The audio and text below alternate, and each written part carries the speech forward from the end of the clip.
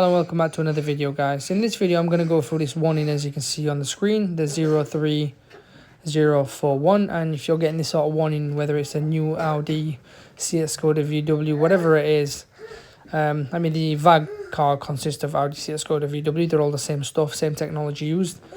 I'll come upon this on the Diagnostic machine, Energy Management Active. Now this is what you'll get, and second of all, you will get the warning on the cluster.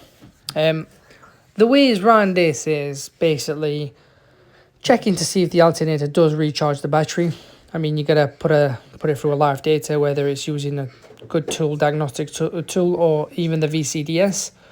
This way you can tell if there is getting charged or even a battery voltage. This sort of way you can track it down.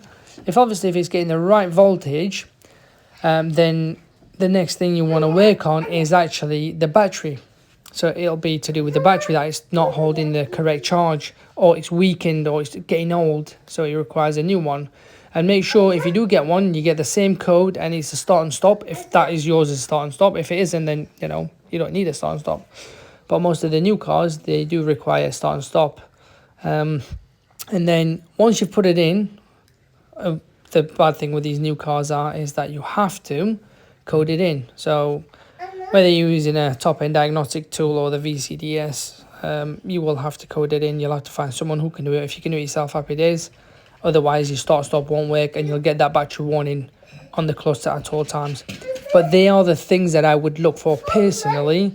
Check the fuse board as well, obviously, to see if it hasn't blown fuse for the alternator. But that's the game.